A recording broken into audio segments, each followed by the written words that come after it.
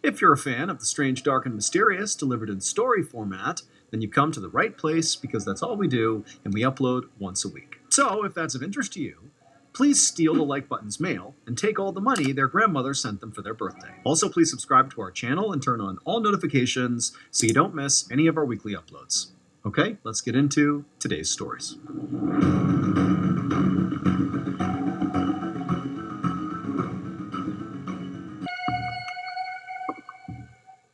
On the evening of February 1st, 2009, a 32-year-old man named Luo Jinfa stood in the doorway of his apartment in Taiwan, waiting for his landlord to finish lecturing him about being late on his rent. Luo had just moved into this apartment 2 months earlier in December, and this was not a very nice apartment. It was a cramped downstairs unit with no air conditioning, so it was really sweaty and awful in there most of the time, but it was all Luo could afford. He wasn't working right now and knew this was the best he was going to get. As the landlord continued to berate Luo about how he was totally within his rights to evict Luo if he didn't pay him, how he'd already given Luo an extension, and what's going on here, you got to get your act together. As all that was happening, Luo just was totally quiet and just was waiting for the landlord to be quiet. Because at this point, Luo didn't really care about the rent side of this discussion.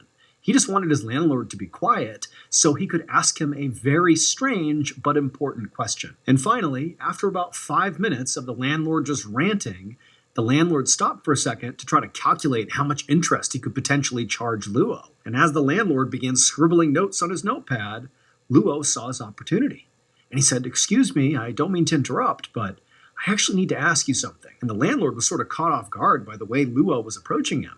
The landlord thought he was intimidating Luo, so the idea that Luo was now going to, interrupt him and go a different direction with this conversation felt sort of disrespectful. But the landlord looked at Luo like, "What question could you possibly have?" And Luo just said, Do you know if anyone's been murdered inside of my apartment?" After Luo asked the question, the landlord just stared at Luo like he didn't really know how to process this question at all. But then after a moment, this look of shock disappeared, and once again, the landlord was just annoyed with Luo and said, "You know what? I know what's wrong with you, but I'll be back in a month, and you better have your rent." And then the landlord just turned around and walked away without answering Luo's question. Now, Luo was pretty stressed out about paying the rent. He had no money and had no idea how he was going to pay his landlord in a month. But the much more pressing issue in Luo's life were the very strange things happening inside of his apartment, which is what prompted him to ask that strange question to his landlord. And so not getting an answer to that question just made this whole situation that much more stressful for Luo. And so after the landlord disappeared down the hall, Luo kind of hesitantly turned back around and went back inside his apartment and shut the door. And immediately, he just felt terrified. 1 month later, on March 2nd, 2009, a day after the rent was due, Luo's landlord had still not received rent from Luo. And so he spent that entire day, March 2nd, calling Luo, trying to get him on the phone to be like, "Where's my money?" But Luo wasn't answering his phone. And so eventually the landlord went to Luo's apartment and knocked on the door. Eventually, when Luo didn't come to the door, the landlord just used his own key to let himself in. Now, the landlord didn't really know what to expect when he walked inside of Luo's apartment.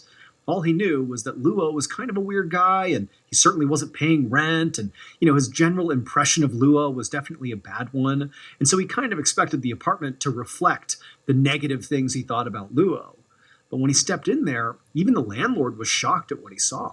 The apartment was in total disarray. Furniture was all over the place and stacked up against the walls in weird arrangements, and there were all these bottles of empty alcohol all over the place. There was a freezer that Luo had moved to the middle of the living room floor. The place just was a total mess and just kind of all over the place. But the thing that really creeped the landlord out the second he walked in there was that all over the walls were these yellow and red pieces of paper with prayers written on them that had been stabbed into the wall with individual knives, like Luo had taken a prayer and stabbed it to the wall over and over and over again, all over the apartment. Now, the landlord had no idea what to make of any of this. He just knew he was done with Luo. He was evicting him.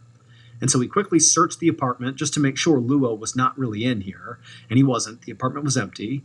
And so after that, the landlord just left the apartment. He locked the apartment. He went and got a new lock at the hardware store, came back, replaced the lock, and was determined to never let Luo ever come back. And in fact, Luo would not come back. The landlord never had to worry about, telling Luo to stay away. He just never came back.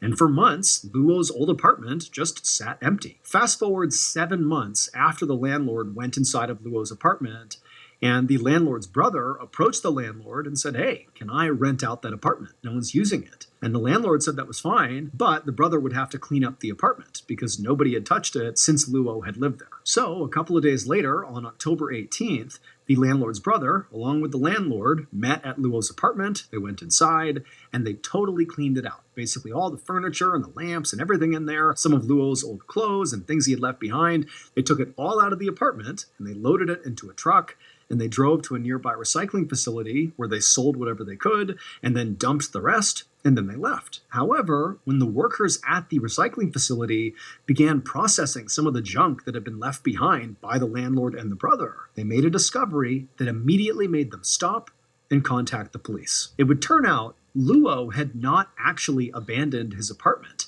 In fact, he had never left his apartment. So Luo had become totally convinced that his apartment was haunted by a ghost.